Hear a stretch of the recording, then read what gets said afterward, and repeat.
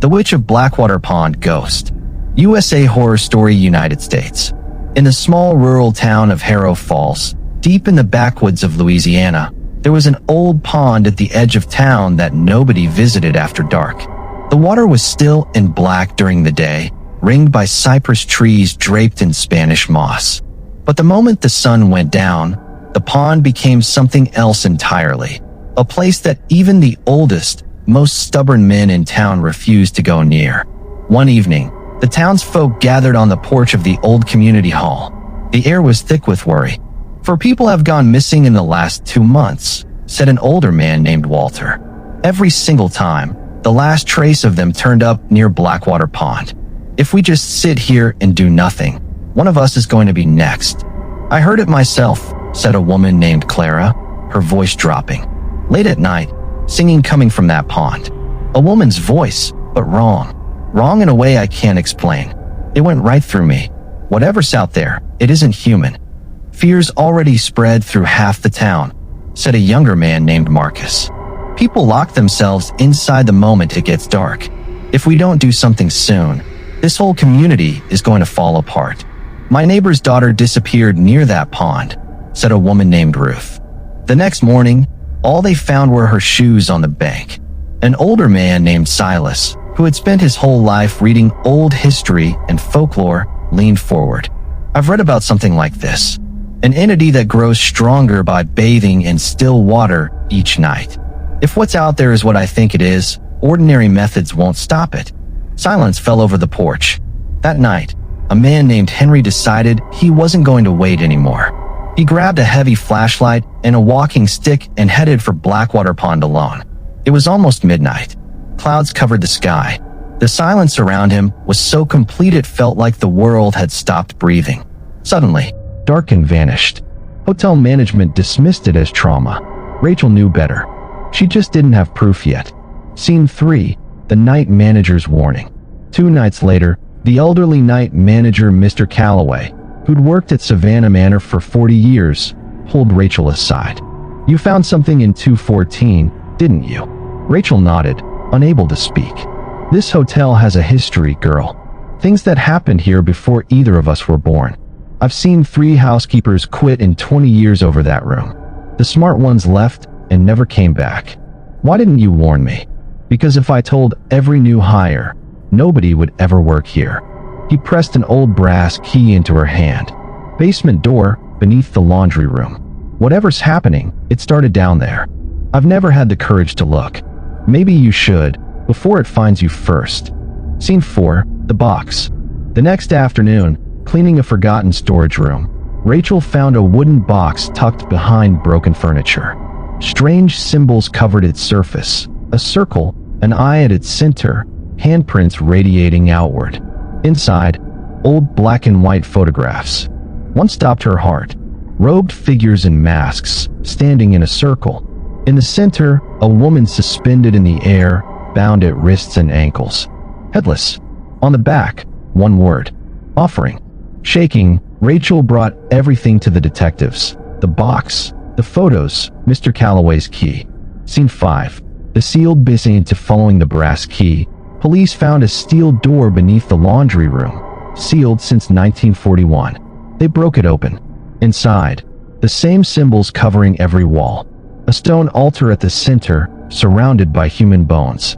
Forensics dated the bones at 70 to 80 years old. Wedged in the stone, they found a leather journal. The journal told a horrifying story.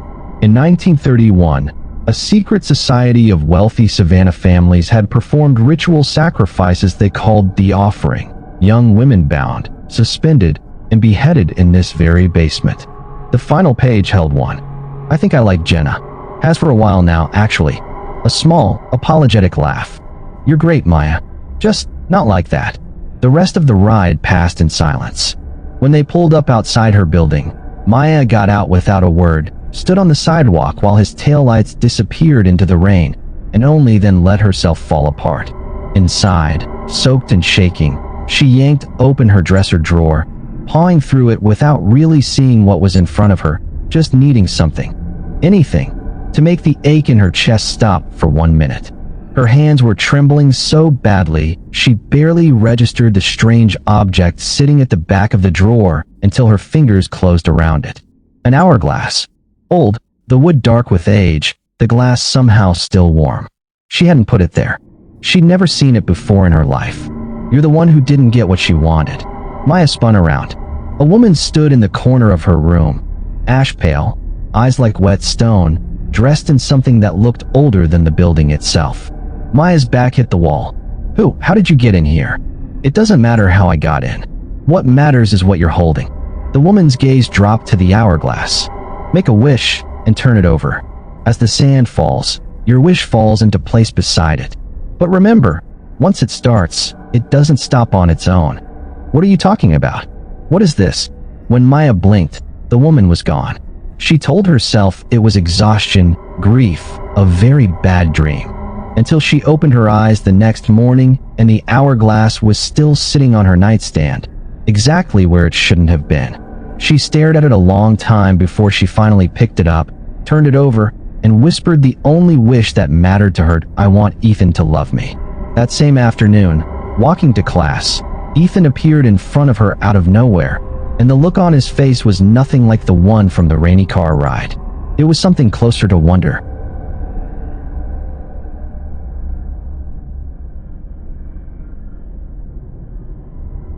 She turned toward the light, and on her face, for just one instant, was something none of them had ever expected to see there. Fear. She took 2 steps backward, deeper into the water. They looked at each other without a word. They all knew. Fire was the way. Then she collected herself. Her red eyes swept across the darkness where they were hiding. You've learned my weakness, she said softly. None of you will leave this town alive. Walter grabbed Henry's arm. Run. Now. We know what we need to know. Real fight is tomorrow night. They ran. The next day, all of Harrow Falls was buzzing. Nobody doubted anymore. The creature in Blackwater Pond was real. It had been taking their people for decades, and tonight, it was going to end. My family has lived under this terror for 3 generations. An older man told the crowd gathering in front of the community hall. Every few months, someone goes missing. Tonight we finish this. If we don't do it now, our grandchildren will still be living under this shadow.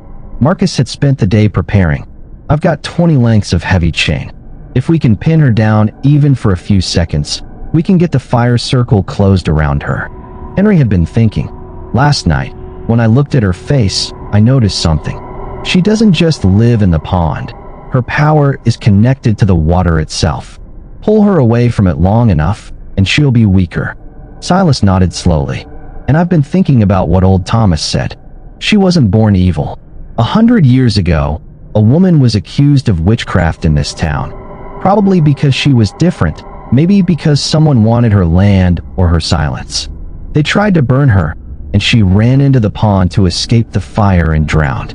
She died terrified and wrongly accused, and that terror and that injustice kept her here. He paused. The pond is where she died. It's also where she can be ended. The same place. The same element that killed her.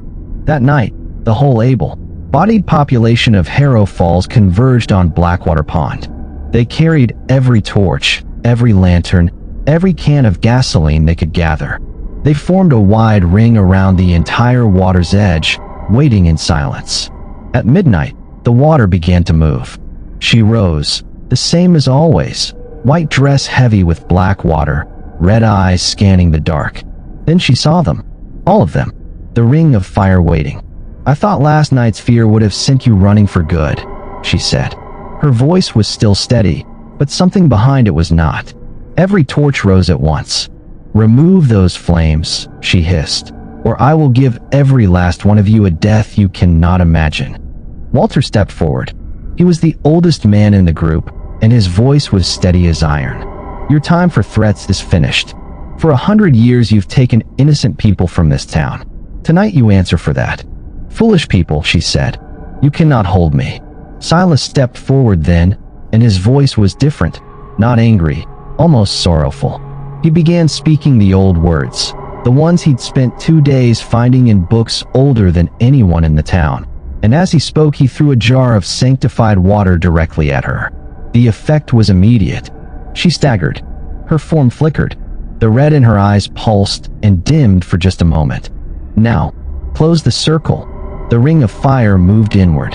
From every direction, torches and lit lanterns were pushed toward her, driving her backward, away from the water, away from the pond's edge.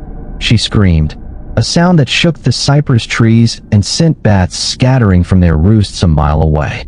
Today, Walter shouted, every person you've taken gets their answer. Henry moved then, straight toward her, without hesitation, and drove his burning torch forward. She screamed again, and this time her form began to change, not solidifying but loosening, unraveling, like smoke being pulled apart by the wind.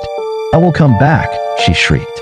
I will come back, and I will not leave a single one of you standing. But her voice was weaker, and with every passing second it grew weaker still. The other villagers drove their torches in from every direction. I will come back. Weaker. I will. Barely a whisper. Her form came apart slowly, then all at once, the way a fog burns off when the sun finally breaks through. What was left drifted upward, a pale thread of smoke, and then that too was gone. The fire burned on around the empty pond. The singing was gone. The wrong footprints in the mud at the water's edge were gone. Blackwater Pond was just a pond. Nobody spoke for a long time. Then, one by one, they lowered their torches. Walter looked around at his neighbors, exhausted, trembling, but standing. Go home, he said quietly. All of you, get some rest. They went, and for the first time and longer than anyone could clearly remember, nobody locked their doors against the dark. The end. Ghost.